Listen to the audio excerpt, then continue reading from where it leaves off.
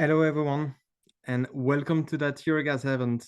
Let's meet on the Union database, a very important topic, a burning issue for most of you attending, and a complicated topic. I guess most of you try to escape this one, but it's coming back. I've got the difficult role to set the scene for a topic that has into a lot of complexity. So I'll do my best before giving the floor to experts that we invited to give their perspective, provide their views about the current challenges and what could be done. The real objective of that session is to gather input that we can bring forward to the institution, bring forward to national administration, and feed into the entire debate. So give me 5 minutes and then I'll give you the panelists. When it comes to the Union database, the objective, if we start from the whole beginning of the story, was to ensure transparency, traceability on the market, ensure that the renewable fuels that we're using, that we're counting towards the European targets, are actually sustainable, they're actually being traced, there is no double counting, no fraud whatsoever. And to do that, the European Commission put some provisions in the Renewable Energy Directive, the most important piece of the legislative puzzle around renewable energy. The European Commission was tasked to set up a database where you, economic operators, you will be invited, forced to enter information about the transaction that you're making and the characteristic of your product. To put it short, in simple terms, it's just to say this is biomethane, this is biomethanol, and this is actually sustainable and complying with the European requirement.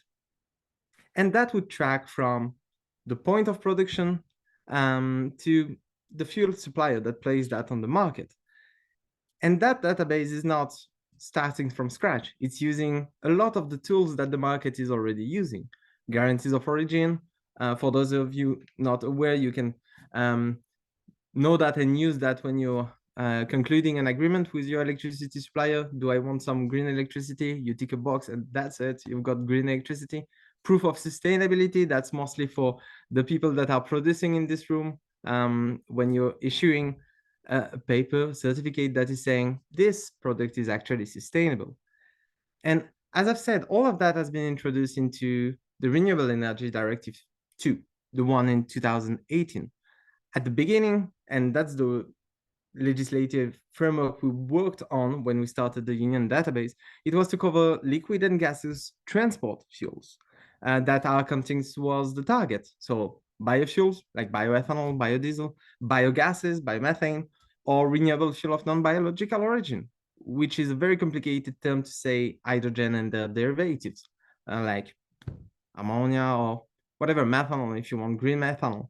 And in the Renewable Energy Directive 3, which is the version of proposed in 2021 as part of the Fit for 55 package, and that has been adopted just last year, this scope was extended. It's not only for transport fuel, it's for all fuels, all sectors, buildings, heating and cooling, everything will be in it. It seems like just a database being set up in the corner of the legislative discussion. Actually, it isn't. We're going to have panelists explaining that in much more detail, but just to give you an idea, the Union database is interlinked with most of the EU policy file that we're having. The ETS, if you're dealing with that, there is a reference of the Union database. The gas package that will be agreed in a few weeks as a reference about that. The red by nature as a reference about that. The fuel EU, you're dealing with ships. It's also referencing that. If you want to summarize that, any kind of renewable energy that we're going to use, even low carbon energy that we're going to use, if it's for compliance, it's going to go through the Union database. In terms of timeline, to make it, to emphasize a bit the fact that it's an urgent one, the Union database has been split, let's say, in its implementation for liquids and gas. For liquids, the Union database is already in place since early this month. For gaseous, it's coming. It's coming by the end of the year, 21st November 2024. Everything should be ready and we should start using it completely. And there are challenges. There are still some challenges around the Union database. You've got challenges for EU producer, for EU consumption. because by nature of it, when you're trying to create a database on the back of a market, it's always difficult to capture all these specificities. A good example is the fact that you cannot really treat gas the same way that you're treating liquid. For biofuel, it's rather easier, let's say, to track the logistic chain. You go from a truck to a depot to a service station, you go. For a gas, you're going to a grid, a big network of pipes. And there you've got some subtlety. You're not going to track the molecule. You're not going to have people running around tracking the exact molecule and each pipe it's going through. And it's actually not really necessary to do that. And considering the scope, it extends also to hydrogen. And it's a nascent market, meaning that a lot of challenge to build the market will be done under the umbrella of the Union database. And just to conclude, the Union database is an EU tool, meaning that everybody that wants to participate to the EU market will have to comply if they want to do some compliance, meaning that our partner from the US, UK, Ukraine, Canada, and all of them do have to comply with that. And this is also a big challenge that we're seeing. We don't really have a solution for imports while the system is near to be operational. And maybe that's a nice segue to the first panel that we're having, because this problem of imports has been a major one covered by Eurogas. And if you follow our activity, you can see that we've been pretty vocal about it, because most of the fuel that we are using also includes fuels that we are importing, biogas, biomethanol. And this is quite important to maintain that relationship with extra EU partners. It's not only a question of imports, it's also a question of export, of creating a global trade. For hydrogen, for example, it was one of the topic of the COP28, the fact that we need to build common standardization across the world. And it's pretty much the same when you talk about any kind of renewable fuels. But I don't want to dive into too much detail and spoil the fun while we're having good panelists that can give you a lot more detail than I do about their perspective about the current challenges that we're seeing with the Union database. With that, I would like to introduce our first panelist. It's Iryna Skliar, the director in the representation office of Naftogaz of Ukraine. Thank you very much for joining us, Iryna. A pleasure to have you, and very interested by your perspective about the Union database. Thank you. Thank you, Victor, and good afternoon to everyone in this panel, all those participants who follow us online. Thank you to Eurogas, first of all, for the opportunity for Ukrainian company to be the first company to launch this quite technical, as you rightly mentioned, but very important debate in our case for the future of Ukrainian biomethane development. A few words as ask about myself and the company I present, and Brussels representative of Naftogaz of Ukraine. Naftogaz of Ukraine is a Ukrainian government-owned public company, energy company.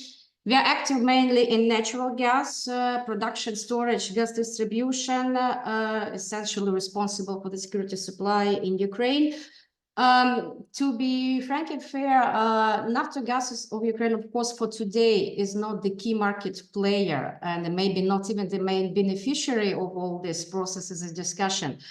But as the national company, we're of course looking at the energy company. We are looking into a decarbonization strategy. We are looking how biomethane can serve our purpose, maybe help us decarbonize some of our assets.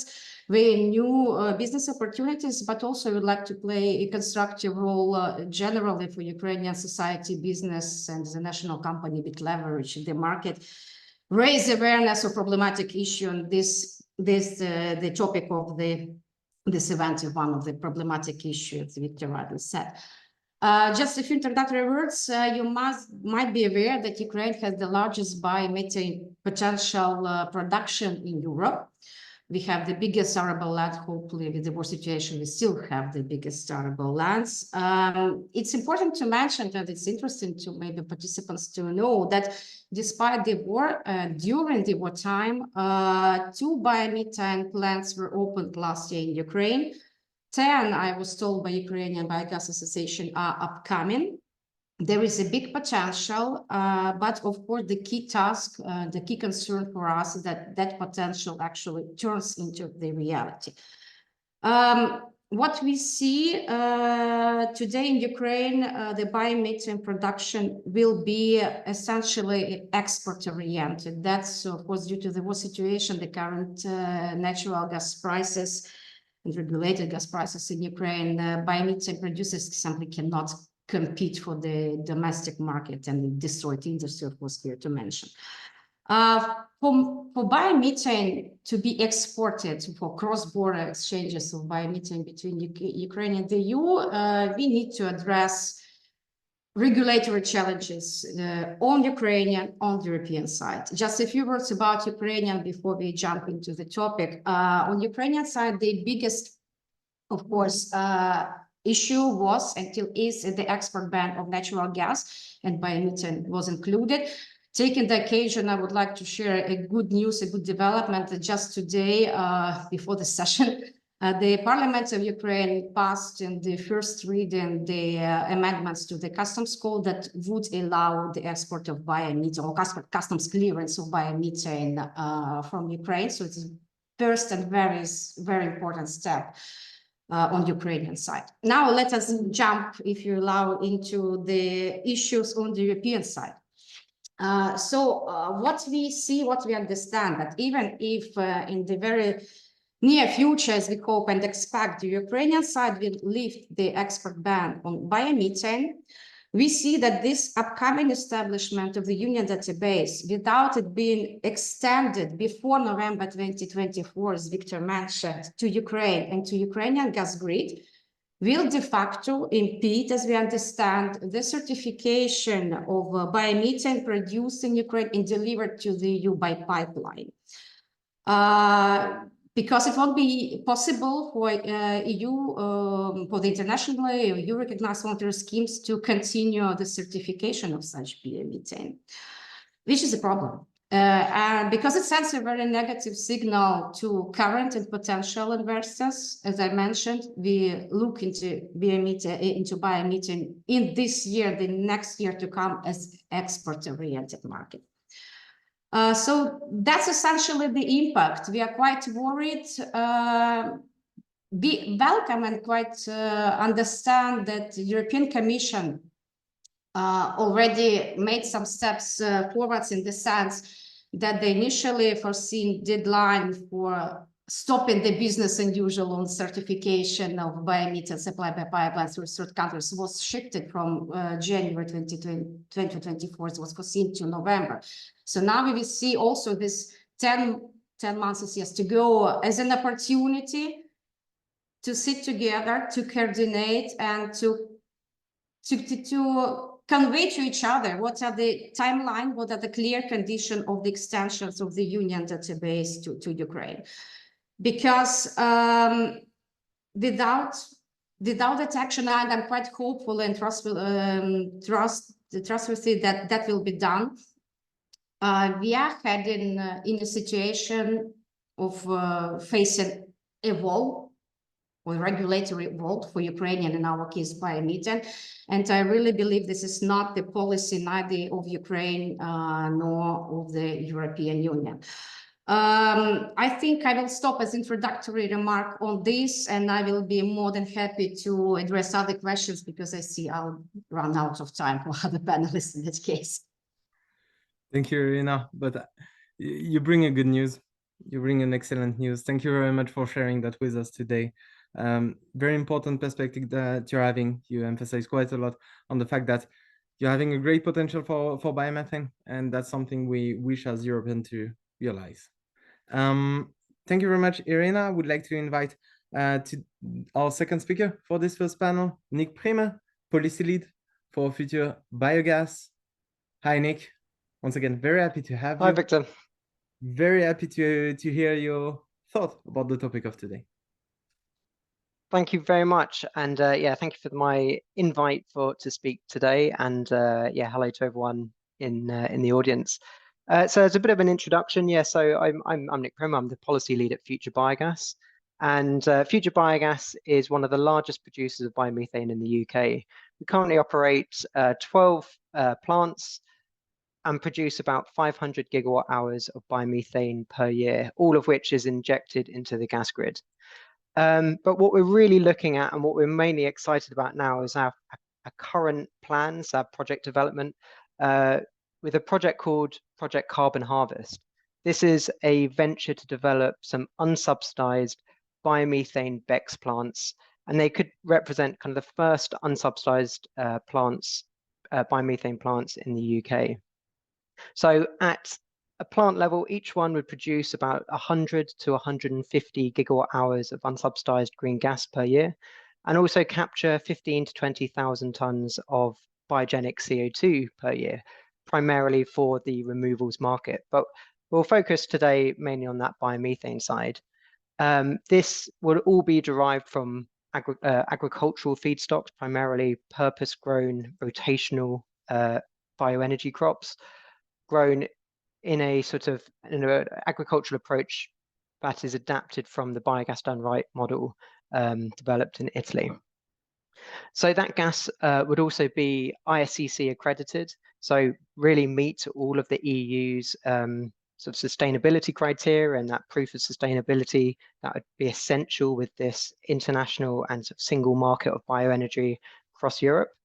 And that's really where we're now looking. So we are looking to expand into Europe, both potentially building new plants, as well as taking our UK UK produced gas, which is EU approved with an EU approved accreditation, and exporting that and trading that into EU. Most notably into Ireland. There are, we see that as a really strong and exciting market with lots of gas users that would be interested in biomethane, particularly unsubsidized biomethane. And this is a system that has for a long time been well established. Biomethane has already been traded in and out of the EU from the UK. And in the case of countries like Germany, you can currently take, or you could historically take ISCC accredited biomethane, trade that into Germany, and companies obligated under the EU ETS could use that under their scheme. But this is where the union database, the UDB, comes in and has sort of complicated and in some ways, made that market a bit more complicated, at least in the short term, as this is currently limiting the ability of UK to feed into this EU market. And that's presenting a real risk to operational models and the sort of long-term development of this fluid market for biomethane. Luckily, organized last year as a third country, so a non-EU country, but one that is physically connected to the EU's gas grid, there is an extension in which the UK government can negotiate a bilateral agreement with the European Commission as a third country to feed into this union database. So that's currently in the process as we speak, and we have a year to finalize that agreement. But this is where it's really interesting, particularly from this Irish commercial perspective, because Ireland is connected to the EU's gas grid via the UK. So whatever solution works with the UK, it has to be compatible with Ireland to really connect all of this physical gas grid together to truly sort of unlock that flows of biomethane around Europe, such that that market can support growth within biomethane production. So I guess I'll sort of wrap up there, but I want to emphasize, that need for international collaboration and that focus on sort of those biomethane experts, producers and end users and shippers that are going to sort of unlock this opportunity and make sure that the union database works with the industry to get that green gas to where it's required, rather than pose as a sort of barrier to the development. Thank you very much. Thanks. Nick. A good year of work for us to deliver those agreements. And not limited to the UK, but we've got a lot of work to do. And you offer me, once again, nice segue. You mentioned that a solution may be in sight for UK and for countries that are connected. to the EU grid. Maybe let's take the perspective of a country that is not connected to the EU grid. With that, I would like to invite our third panelist for this first panel, Sam Lehr, your manager of sustainability and retail and markets policy, at the Coalition for Renewable Natural Gas based in the US. We are also very interested to hear what you're seeing from the US. Thank you, Victor, and good morning and good afternoon, everyone.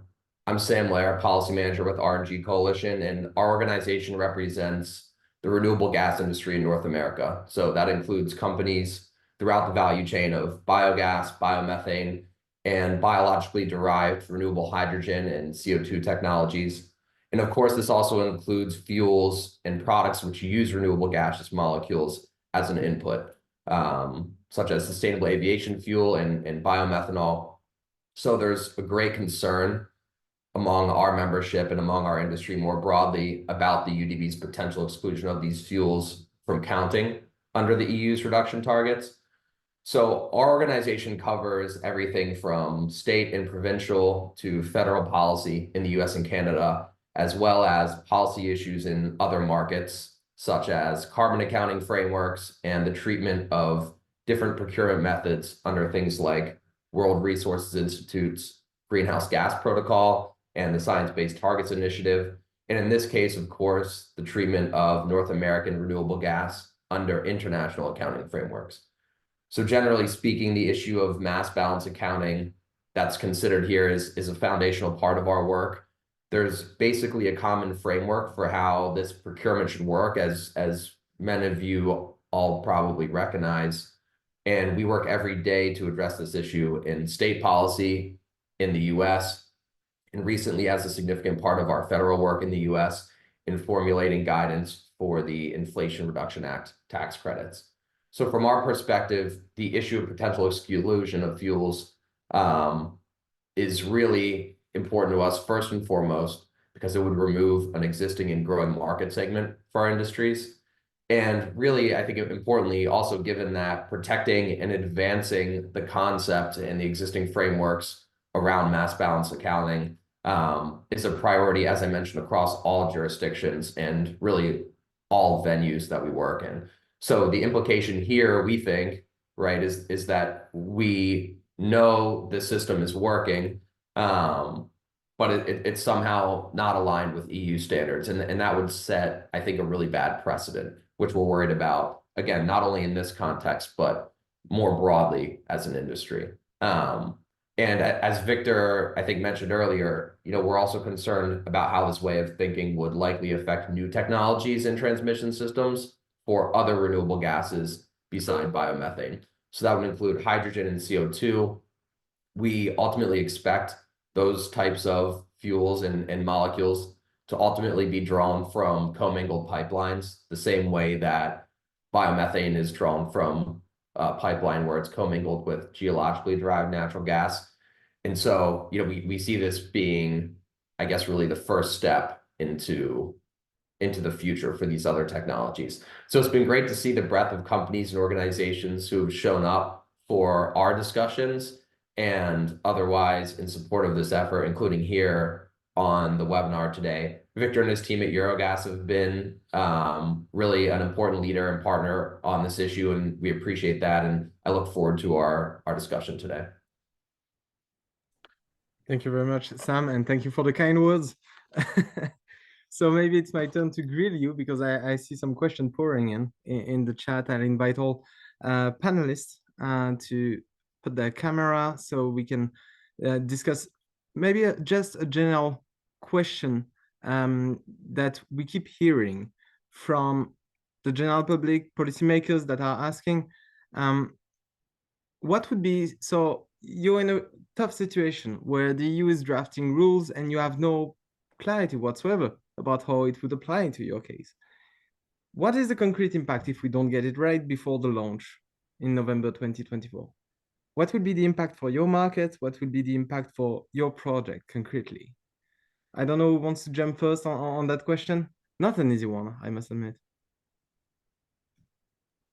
I'll jump in, Victor. So I think first, it's important to consider that the US biomethane industry is less developed than the European industry. And it's important for us to have the ability to participate in markets which we view as good long-term end uses for these fuels, right? And that definitely includes biomethane as an input to other renewable fuels, like is being considered here. So there's been a very high level of interest among our membership in these markets. We're seeing widespread uncertainty due to the potential exclusion, and we do feel that these markets are important for continued growth of the industry as we look to decarbonize various segments of the economy. So renewable shipping fuels, will obviously be necessary in the long term as part of any climate strategy, and we need to develop the infrastructure starting now. And I think, the potential exclusion here really tempers that in the near term. To add, Please, Nick. yeah, to add, so AD as a technology already has quite a few locational constraints. It needs to be near feedstock, it needs to be near gas offtake or gas consumer, somewhere to spread your digestate, road access. There's already quite a few things which determine the viability of an anaerobic digestion site at a site. So I think the principles of a union database is good, this idea of widening the market for your offtake. But the sort of short-term constraints of it, of suddenly saying, oh, well, you can't if you're in this particular geography, pose that short-term risk. Particularly with, a lot of the commercial off-takers we're talking to might be obligated under the EU ETS. And as by the nature of its scheme, these are often the larger companies, often internationally spread. And so they may want a bit of gas in one country and a bit more gas in another country.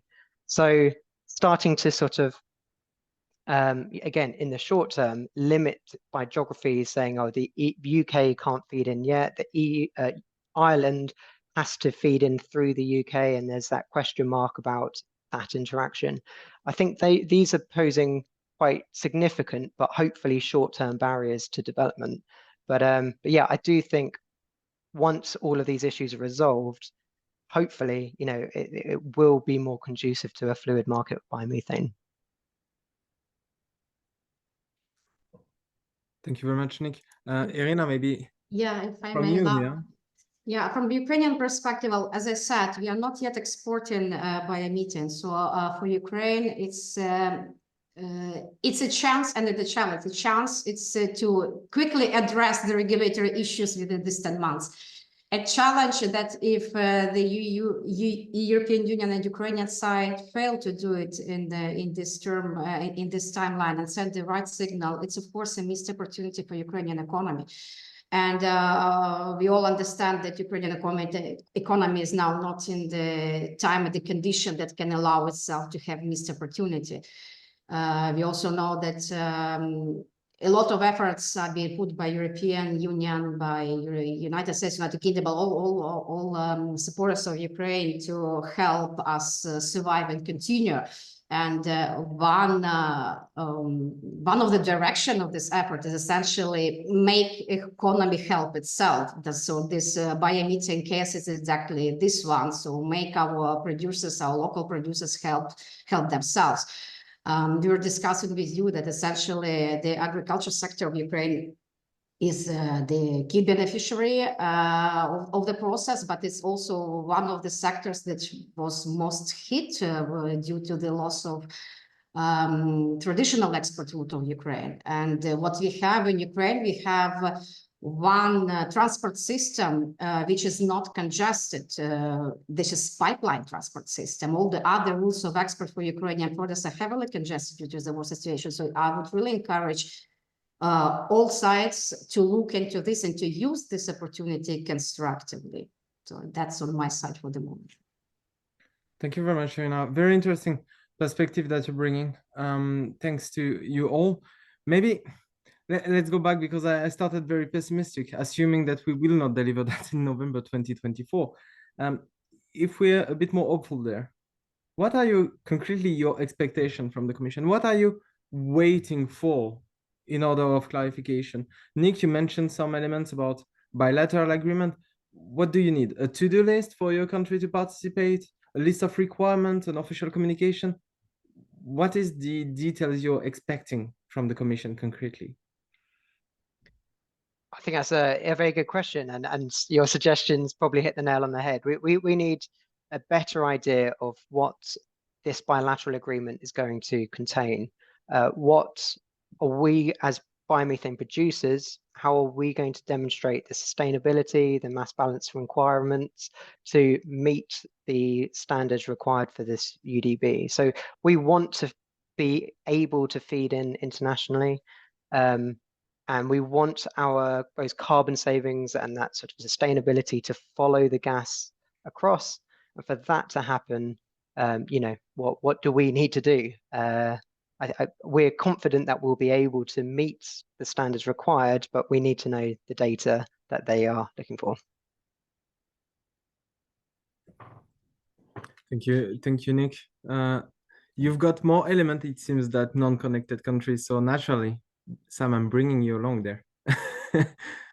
Thanks, Victor. So, you know, I think the why behind this is still important, and we're still trying to figure that out. But ultimately, the why won't matter if the effect is more or less a trade restriction on renewable fuels from non-EU countries, right? So, you know, I mean, we have all the systems in place currently to track and verify these volumes, perhaps even with a few modifications, but ultimately to move forward, we do need additional guidance, including a list of requirements from the Commission. We've been working with a number of US government agencies, and our collective hope is that the Commission will frankly do more to work with their US government counterparts on this issue.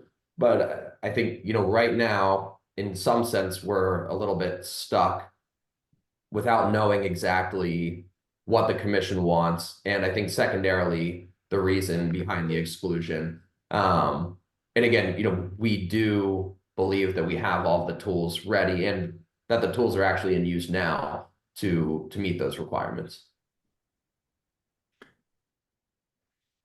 Thank you, Sam.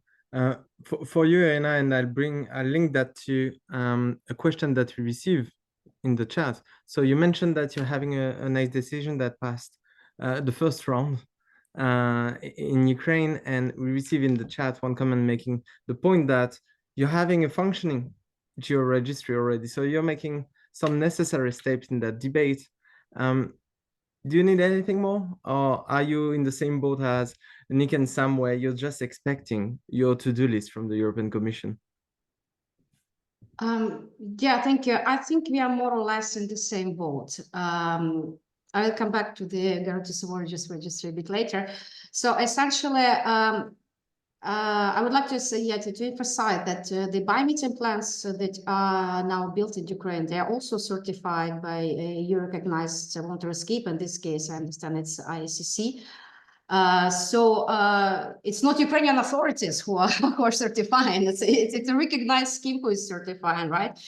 And second important factor to highlight also that all we know that Ukrainian gas grid is in fact connected to the European gas grid for decades, and it's safely delivering natural gas to the gas grid, which is important also to know that since 2020, this gas grid of Ukraine is ruled by EU rule books on capacity booking, tariff regulation, I don't know, third-party access, it's a certified gas system operator. So this is to argue that we have a very good starting point. And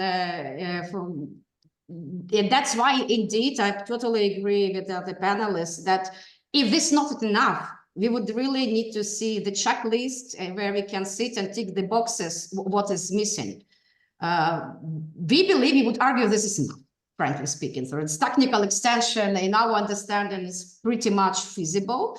But if the European Commission doesn't share the view, again, we would argue for intergovernmental coordination setting, let's call it ad hoc high-level group, whatever mechanism can be invented, but it has to be done in a very short time to be able not only to define the issue, but effectively address it before.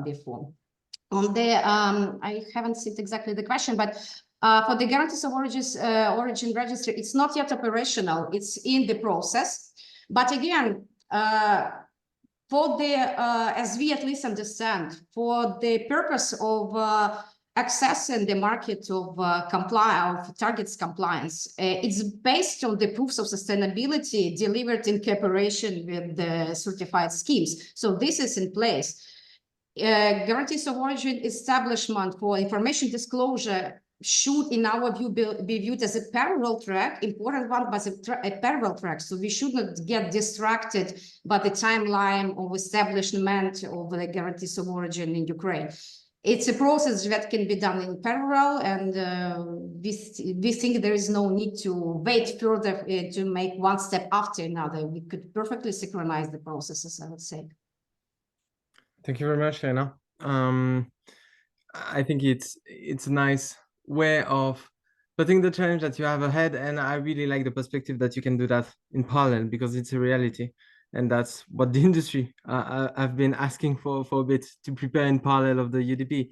I've got two questions for you, Nick.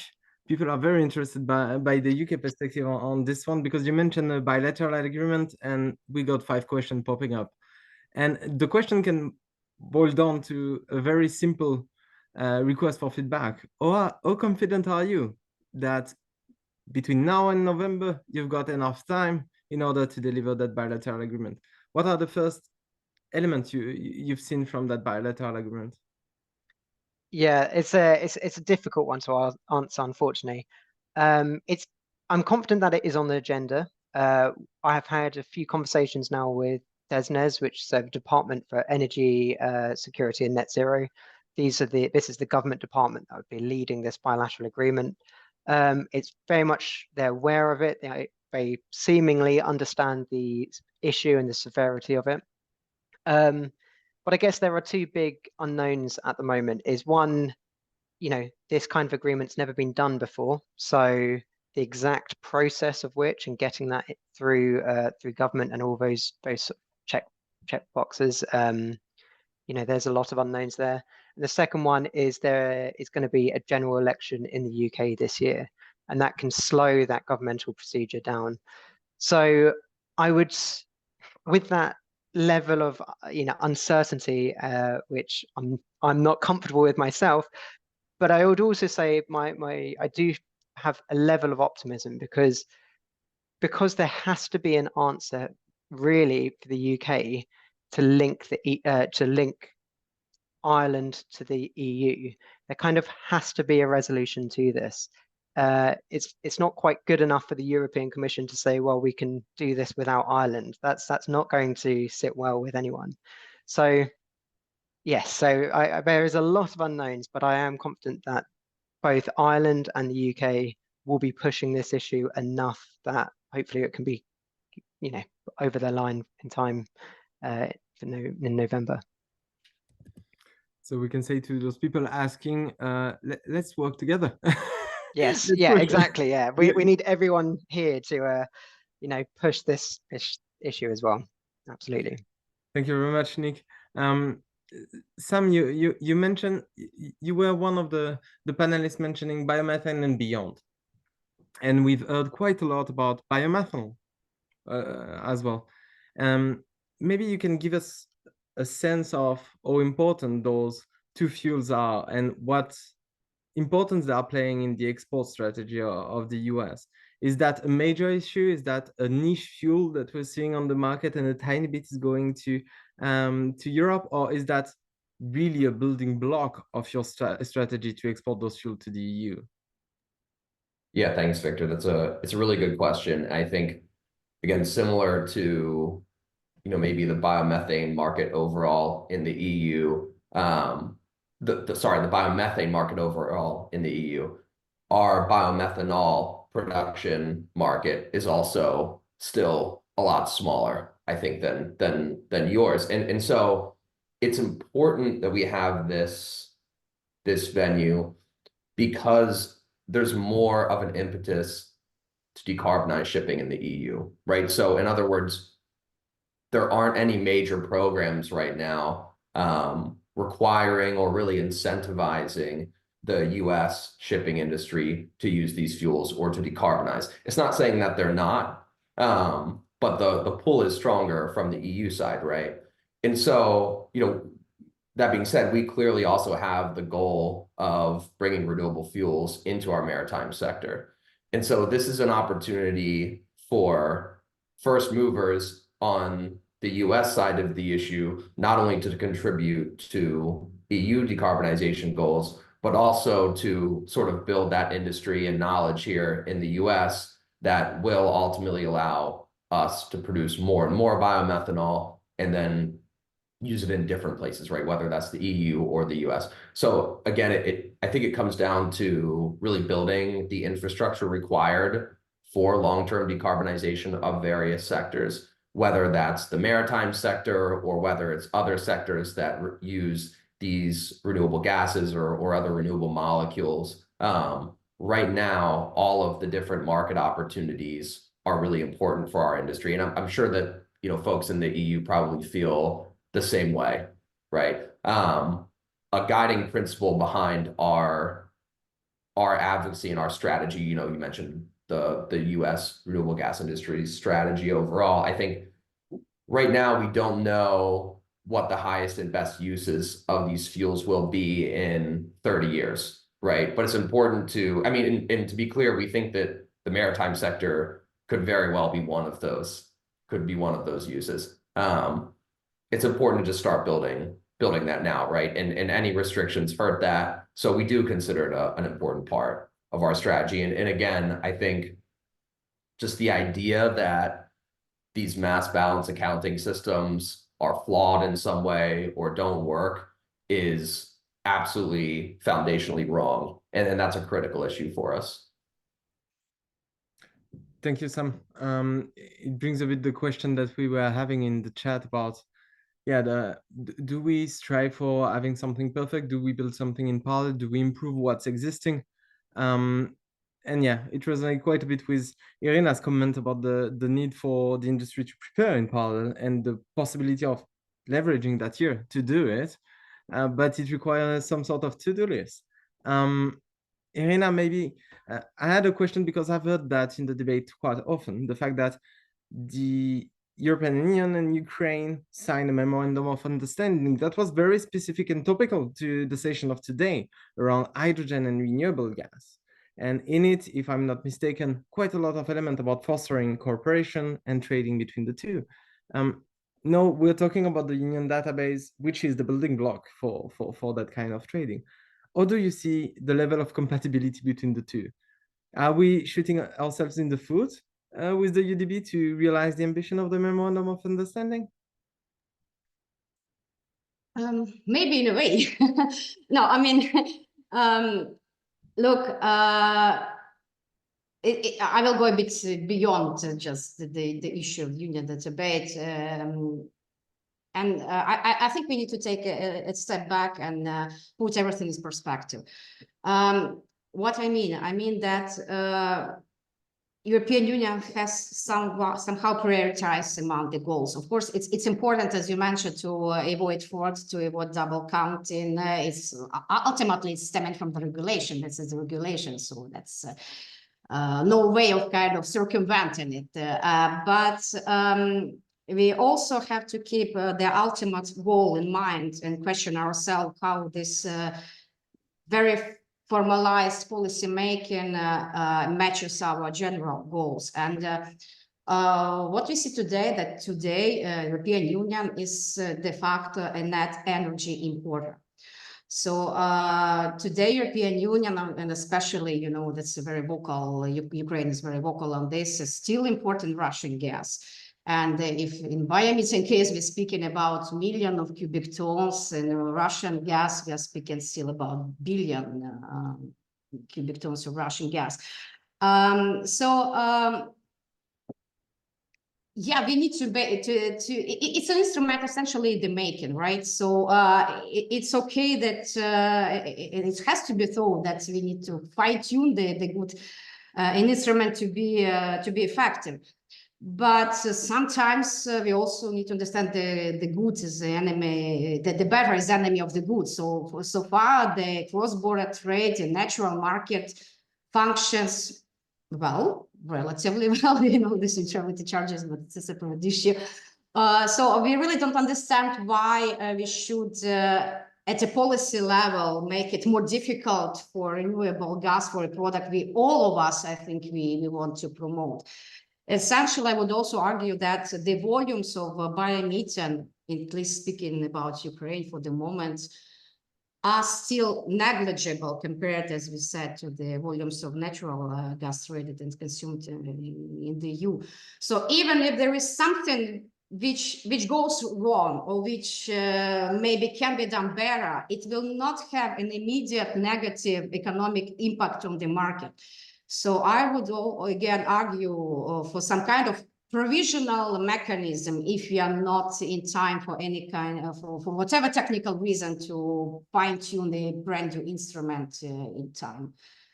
So that would be my general maybe answer. Thank you very much, Iryna.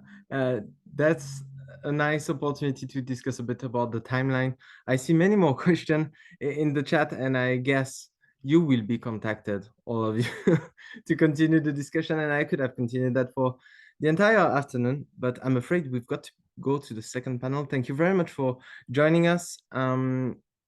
You will be happy, I think, to answer a question after this panel offline. So for people joining us, please don't hesitate. You've got some names, you can hunt them down. Thank you very much, Iryna. Thank you, Sam. Thank you, Nick, for your perspective. Very interesting. It's just a process ongoing. Thank you all. Cheers. With that, maybe we can go to the second panel, especially because some of the questions are left open were already for the panelists, the next panelist. We discussed the extra EU perspective. It's time to refocus a bit on the EU perspective, let's say, not only on the timeline. And to do that, we wanted to do something mixing market player, traders, and voluntary scheme. You've heard Nick, you've heard all the panelists mentioning voluntary scheme. It's a good opportunity to invite them and have their perspective. And to do that, maybe we can start with the first panelist, Ilyana, Cassam, Chenai, Bioenergy, project manager at 2BS. 2BS is one of the main voluntary scheme. And we'll be very interested to see how you're seeing that from your side of the fence. Thank you, Ilyana. Thank you, Victor. Hello, everyone. So I'm Ilyana, Bioenergy project manager for 2BS. I start with a quick introduction about 2BS before moving into the subject of the UDB. So 2BS is an organization created in 2011 by leading experts from the agricultural and fuel industries. We developed a certification called 2BS-VS based on the Renewable Energy Directive. This certification is applicable to organizations in the production and distribution chain of biofuels, bioliquids, but also biogas worldwide. Our certification is applicable through the whole chain, so from the first gathering point to traders and fuel producers. And thanks to this certification, our certified customers can access the European market and value their product under the sustainable label.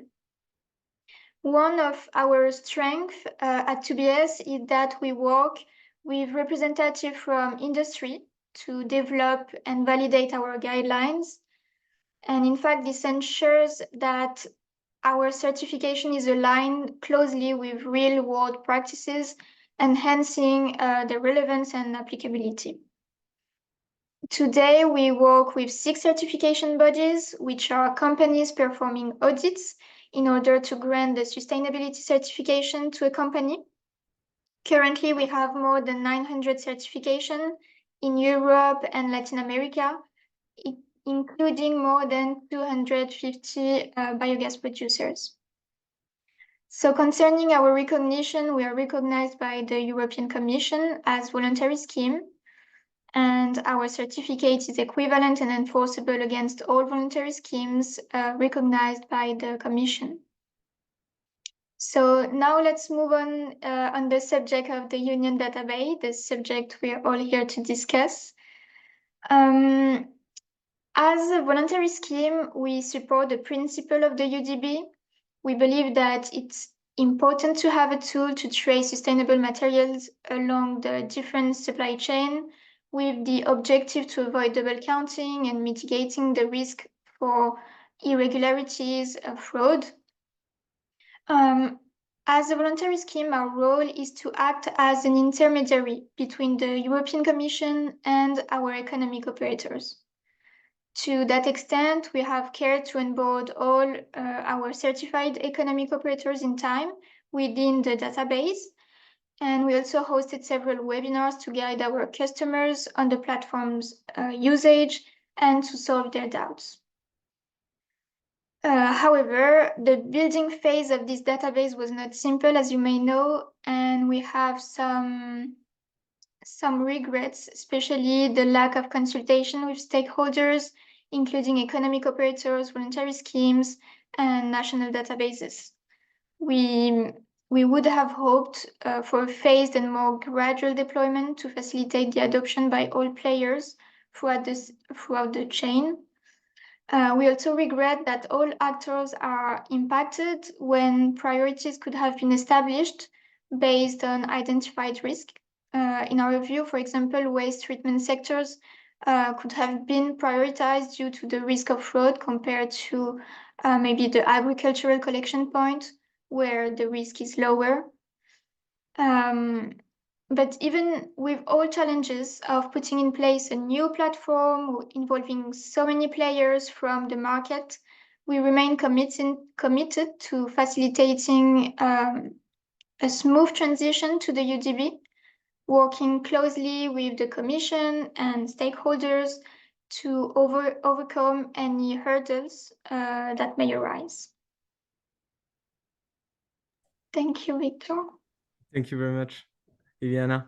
I've got plenty of questions for you, but maybe let's invite another voluntary scheme there, or want to be, if we can say, Marie Penselfini, sorry, stakeholder platform manager at Certify. Unique perspective that you would bring. Exactly. Thank you, Victor, and thank you for inviting us. So Certify is an hydrogen and e-fuel certification pure player. We've been around since 2014.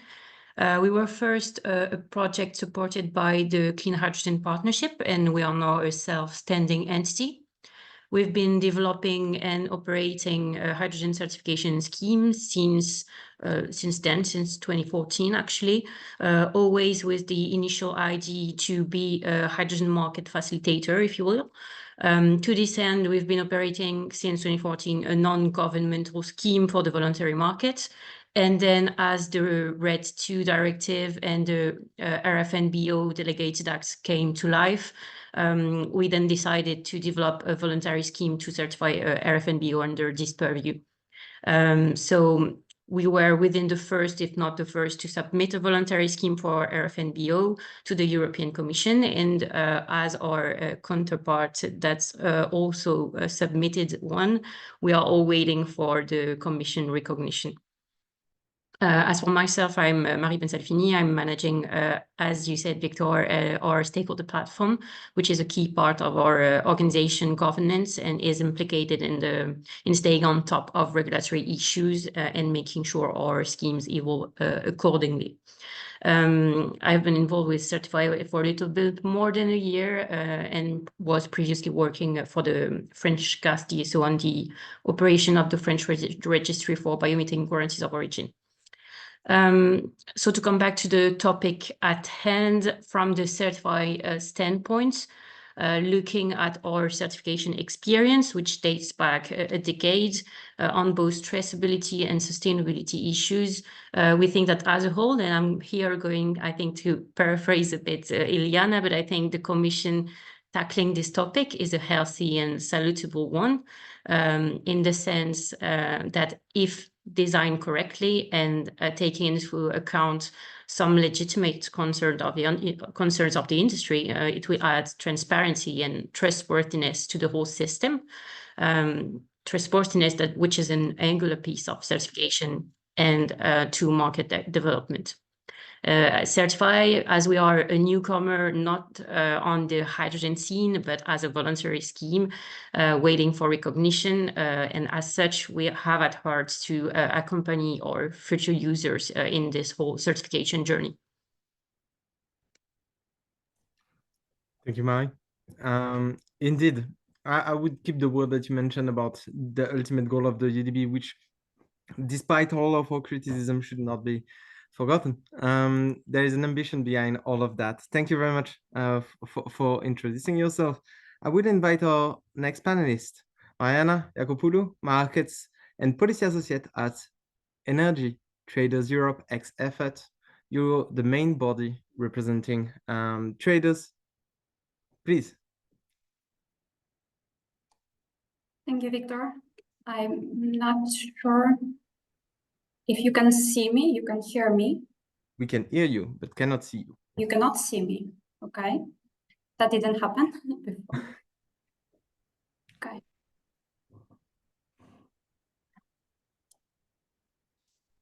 I'm sorry about that. That's all right. You'll have a next panelist introducing. Would you maybe like to continue with Katerina? Yeah, and then I'm the last to take the word. Thank you. Yes, you've got 5 minutes to solve your issue. Thank you, Iryna. Katrina, then. Sorry, we skipped the queue there. Katrina Dolchenko, Regulatory Affairs Manager at Shell Energy Europe, perhaps the only person representing someone dealing directly with the UDBN, entering all those data that we are requiring. Katrina, please. Thank you very much, Victor, and good afternoon to everyone. It's my big pleasure to speak at this panel today. So my name is Katerina Dolzhenko. I work as a Regulatory Affairs Manager for biomethane in Shell. That's why I will be mainly focusing on biomethane and the UDB perspective for biomethane. As Shell Energy Europe, we supply biomethane to customers in both compliance and voluntary markets. And through the acquisition of Nature Energy, we are also involved in the production of biomethane. So if we talk about the trade of biomethane, I can say that it requires a lot of documentation. And in general, trade of biomethane is more cumbersome comparing to trade of natural gas or electricity. So to speed up the trade and make it more efficient, we need one single certification system, which will serve multiple purposes. And I think that with the Union database, we have the opportunity to set up such a multi-purpose certification system. So you may ask why and how the UDB can deliver this objective. So first, the Union database can digitalize the exchange of the sustainability declarations, or how we call them, proof of sustainability, between economic operators. And this should be applicable across the full value chain, starting from the first feedstock gathering point and till the end users of the final fuel. So this digitalization will be a big improvement comparing to the current practice, and it will help prevent fraud and errors in the market. Then second, I think that the Union database can help us simplify compliance with the mass balance requirements in the compliance markets. So let's say for the national authorities, it would be easier to have all the information recorded in one central database, which is the Union database. So national authorities should not require any other documents on top of the information recorded on the Union database. So they will be sure at each moment in time that consignments claimed through the Union database are sustainable and they can be used for the quota obligations or for the EU ETS obligations. It also means that the member states don't need to set up specific mass balance registries locally. So as such, this Union database can simplify the whole compliance process for economic operators and national authorities. And third, so we believe that the Union database can be used by member states to account for renewable energy targets. So when they count biomethane towards the renewable energy share under RED, so they can use the data provided by the Union database. So they can extract the consumption data from the Union database and report it to the European Commission. So that will help prevent double counting and any risk of double claims in relation to biomethane. So I believe this should be the minimum functionality available on the Union database as of November 2024. But in the future, the next step, there is a potential for integrating the Union database with the geo-registries and mass balance registries locally. So I think we can achieve this goal of setting one single instrument, one single certification system for the market, but as a second step. So first, we need to focus on having a robust database for the sustainability declarations and proof of sustainability. And yeah, we are happy to work with the European Commission and with other stakeholders on the setup of the Union database. And we invite all the stakeholders who are affected by the Union database to sit together and develop technical solutions to make it happen. Yeah. Thank you very much. Thank you very much, Katrina, for this introduction. Mariana, shall we start again?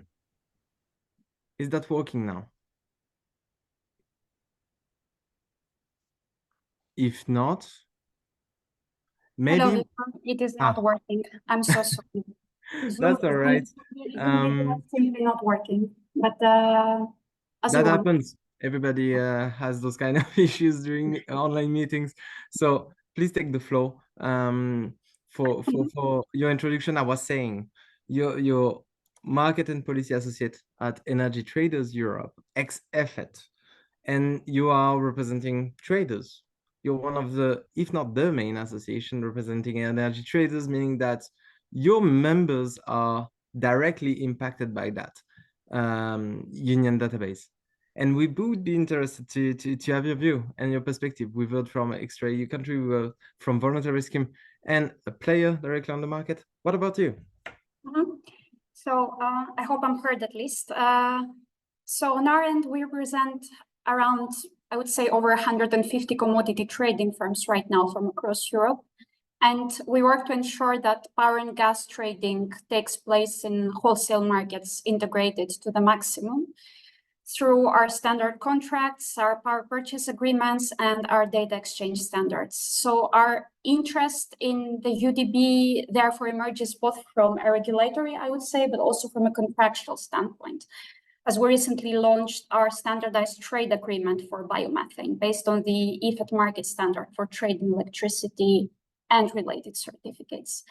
Well, the UDB is, of course, not a trading platform, so it's rather an admin traceability system through which we as traders can demonstrate that our position is mass balanced within this interconnected gas system as per the more inclusive Renewable Energy Directive notion. And of course, as of this year, with no obligation for us economic operators to demonstrate any proof of entry or exit capacity bookings, entry and exit capacity bookings for transfer of consignments between us.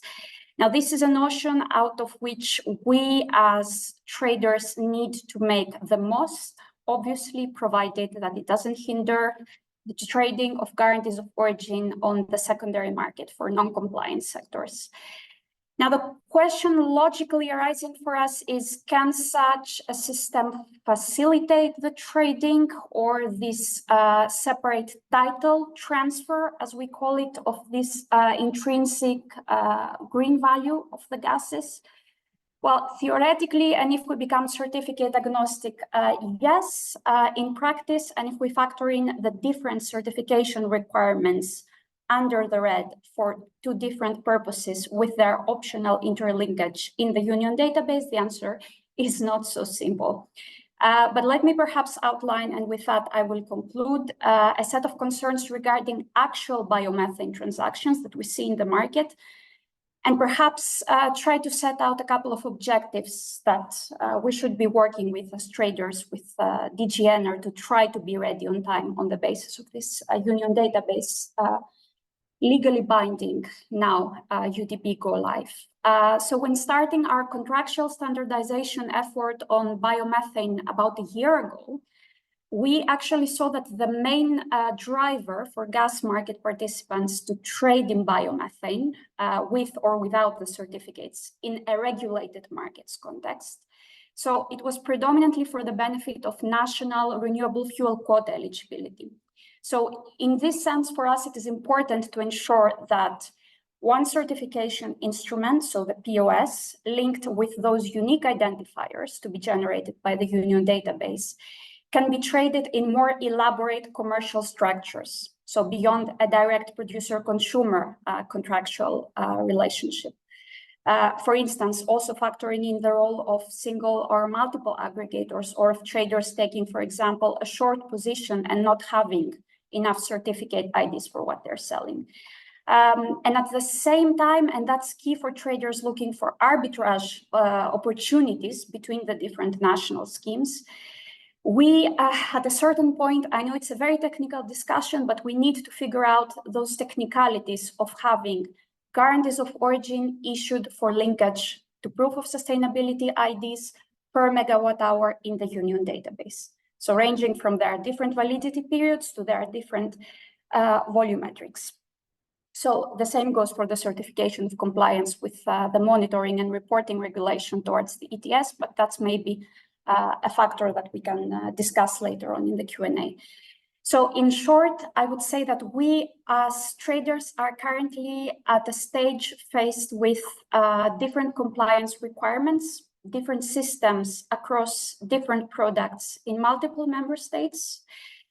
We did see that coming. It was an expected starting point. And what we need now is for the legislative framework to create such convergence so that we can trade products across member state borders and so that we can progress towards one market instead of many disconnected markets. And the second thing, convergence between products as such. So hopefully one day, one common aggregable and commoditized instrument, so that we as commercial parties have the opportunity to compare investment decisions towards creating greatest environmental benefit per euro invested, and providing, of course, the products that are being demanded by the market. I realize that the second will perhaps take longer, but we need to do more now to tackle the first. So the Union database is for us an integral part of this. As national systems it must interact with are now doing different things in different ways. Thank you, Mariana. You mentioned that those are technical questions. I think they are the bulk of the discussion that we keep having and that we will need to solve at the end of the day. I would like to invite all panelists to put back their cameras and I will start directly with question from the audience. I will try to bundle that. It's a question for Ilyana and Mari to start. You're playing as voluntary scheme or soon to be voluntary scheme, very important role in educating people, educating maybe a strong word, at least informing market players. And the question is more or less on the timeline to start. Do you think like the European Commission will be ready to have all economic operators on board and participating to the market? And a follow-up question on the timeline for both of you. We keep mentioning November 2024 for gaseous fuel. Is that confirmed? Is that officially what the gas people will have to comply with? I don't know. Mari, Ilyana, who wants to go first on this one? I can go. So about the timeline, as some of you may know, the European Commission asked a voluntary scheme to register all certified operators by the 3rd of January 2024. So from our side, that is what we have done. All to be certified economic operators are now on the database. Even if the functionalities are only open for the biofuel supply chain, not for the biogas for now. However, the European Commission has announced that the platform will be open to the biogas sector from the 2nd quarter of 2024 without giving an exact date. So for now, we don't really know. And also for the biofuel supply chain, there are no deadline for now. So there is no date by which stocks or transaction must be registered. So yeah, for now, the official dates we have is November 2024, but the Commission is able to set another deadline before. Thank you, Ilyana. If I may, Victor, I might add on that. Thank you, Ilyana. For RFNBio, there are timelines in the timeline, but one of let's say we have a bit more time for several reasons, but one of them being that the voluntary schemes are still under the process of recognition from the EC. I've seen that's one of the questions. So I would say that's the first stepping stone for us as a voluntary scheme. It's being recognized. The Commission communicated on the fact that there could be a recognition of those voluntary schemes that submitted by Q2 2024. So we'll see about that, and it will depend on, well, the implication and the resources put behind both on the Commission side and on the voluntary schemes side. From our side, what we can say is that all hands are on board on that, and that's the first of our priorities. Thank you, Marie. Thank you, Ilyana. I can feel that you are used to have that question, and I hope that you'll be certified as soon as possible. I mentioned the nascent status of hydrogen. Without certification, you're not having any kind of market. Katrina, I would like to go to you next. I quickly introduced you, mentioning that you were representing a company directly dealing with the union database. How is it going? Are you ready? Yeah, that's a good question. So we were successfully onboarded to the union database. We have an account on the union database. The onboarding was done through our voluntary scheme. But unfortunately, the functionality is quite limited right now. So the tabs on the union database, they are not working. So for the moment, we cannot test how we can initiate transaction on the union database, for example. So my understanding is that this is because the gas module of the union database is still in the process of being set up. So it's under development. That's why like the testing stage for the UDB will come a bit later for gases.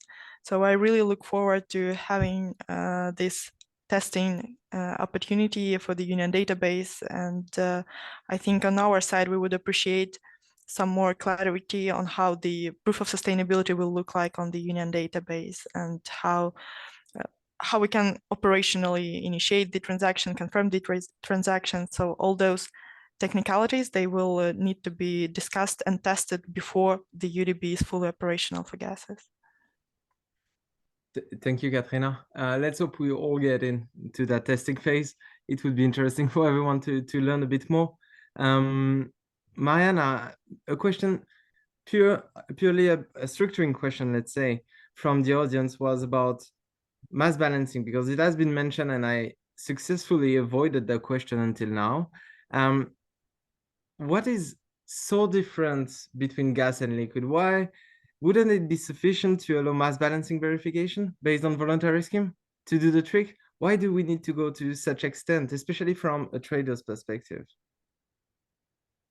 Well, it essentially links back to the structure of our standardized trade agreement, because when it comes to renewable electricity, we used to be able to separate the trading of the renewable attributes of the electricity versus the actual commodity. So theoretically, and as I said during my intervention, if we don't talk about types of certificates or certification systems, if your certificates issued for production match the certificates claimed for offtake from the single logistical facility, a single logistical facility containing both unabated gas and green gases. So once you have gas remaining within the system, it no longer matters which one is tagged with a certificate on top of it. So in practice, in theory, the answer is very simple.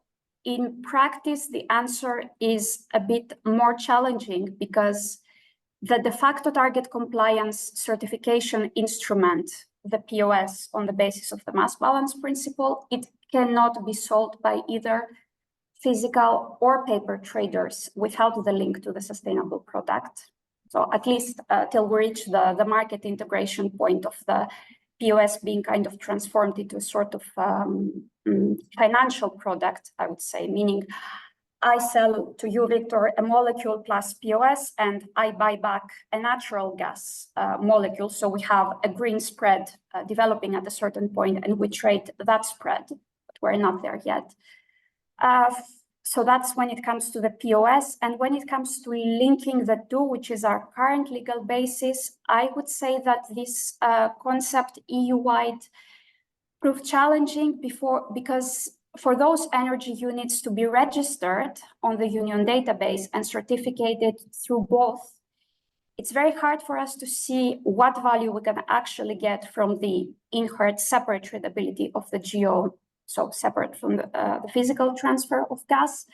And it's very difficult to see any other combination beyond POS ID plus GO plus commodity. Thank you, Marina. You even tackled another question from the audience. I would like to continue on the tradable product, but before that, we had a question for you, pretty similar when we were mentioning proof of sustainability guarantees of origin. It was for you, Ilyana. How do you see that connection between the two? You're dealing with proof of sustainability as a voluntary scheme, and now we're bringing all of that together. How are you planning to manage that kind of transition? And it's more of a structuring question for voluntary scheme, or which role do you see for yourself under UDB era?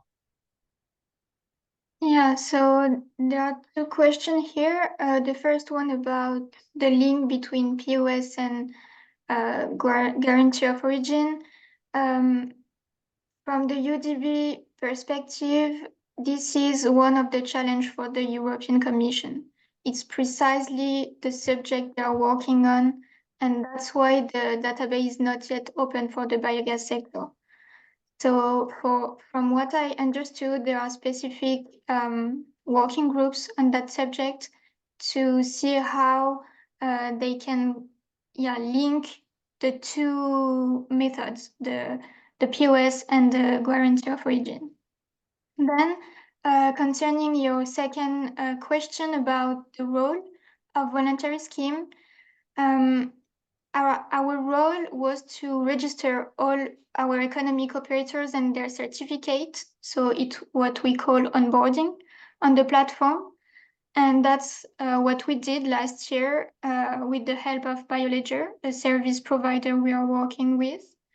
And that's what we have continued to do for all our new operators. On a daily basis, our role will be to keep the UDB up to date, to support our customers in understanding and using the database, and to act as an intermediary between the European Commission and our operators.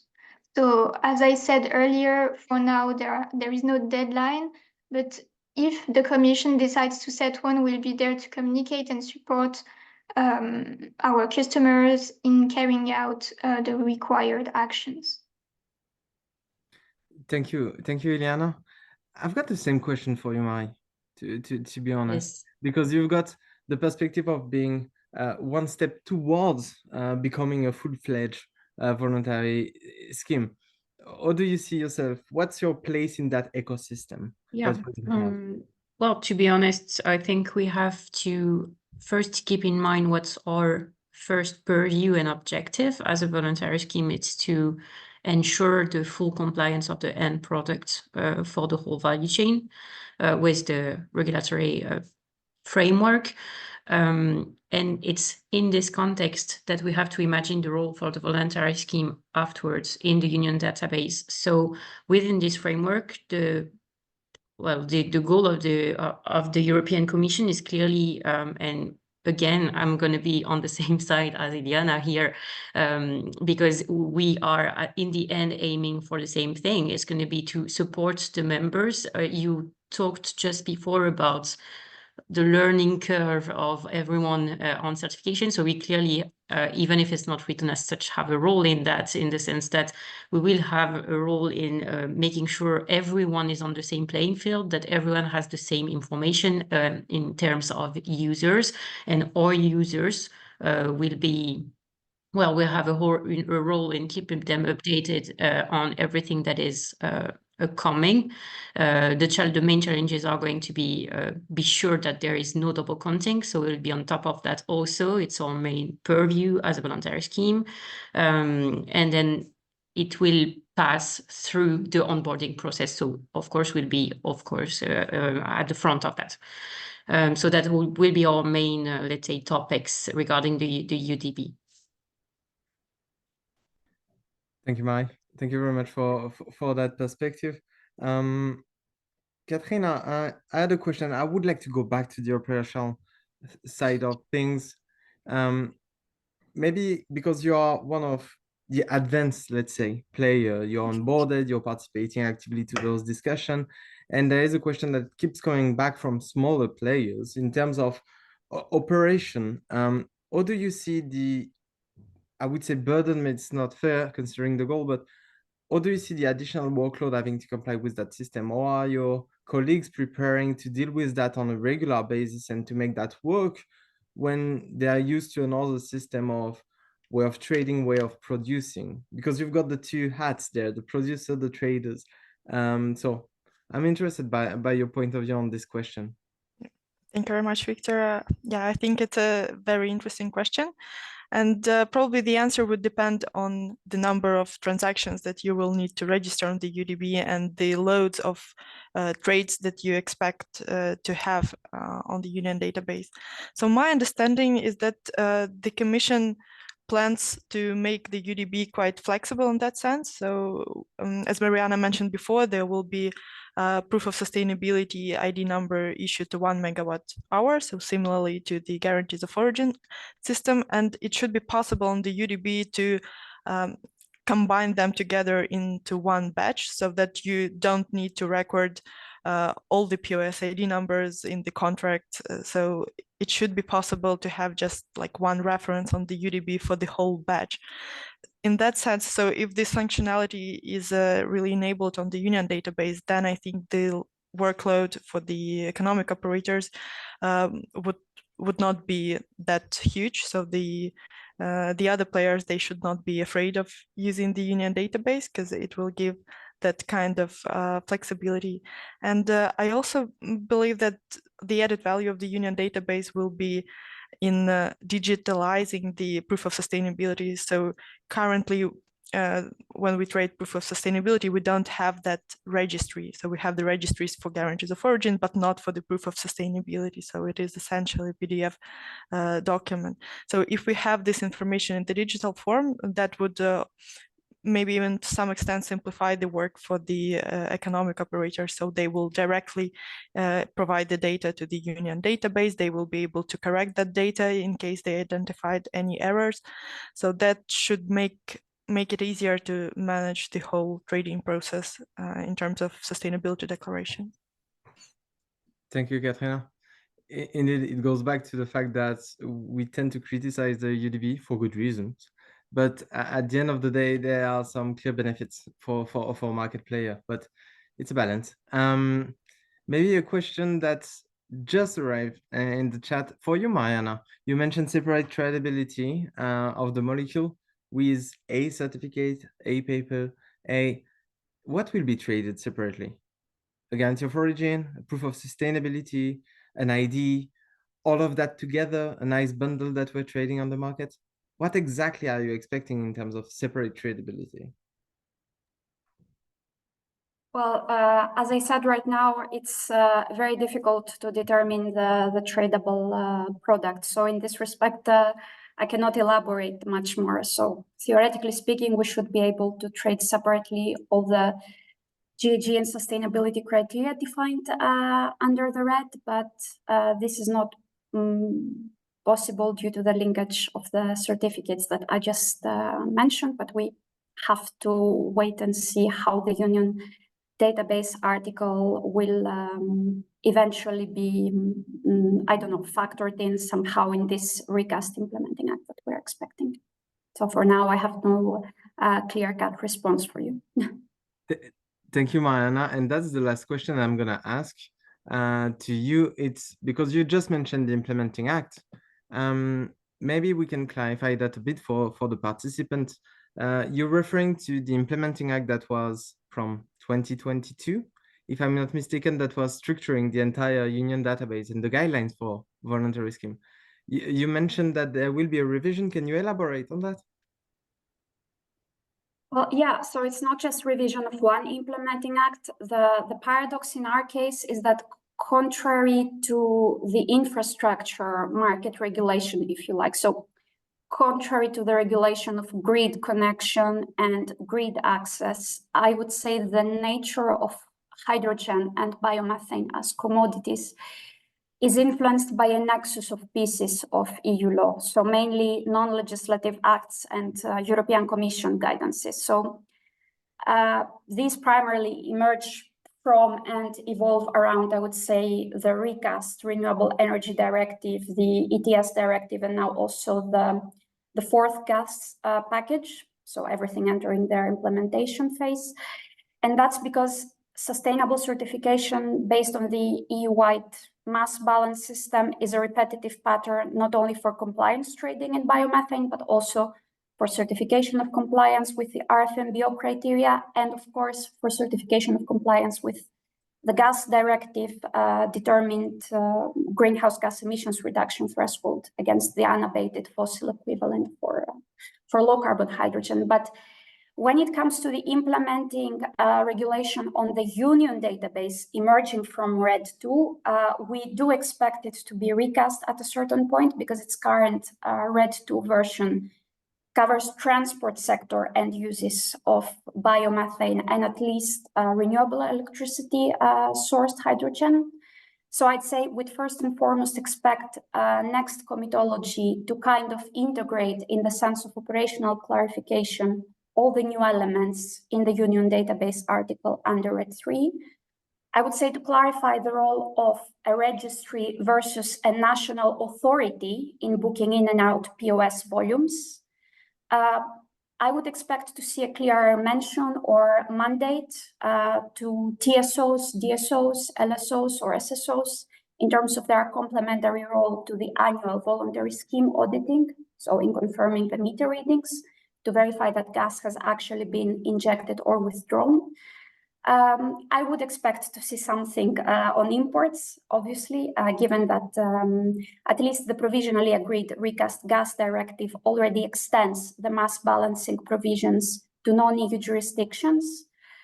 And then I would say ultimately, given that the provisions of this act can be interpreted in different ways when it comes to the separate mass balances following production of bioenergy, so storage in tank, onward transportation by truck, consumption in regasified form. So all these conversion factors and calculation of GHG emissions while transitioning from the methane POS to the LNG one.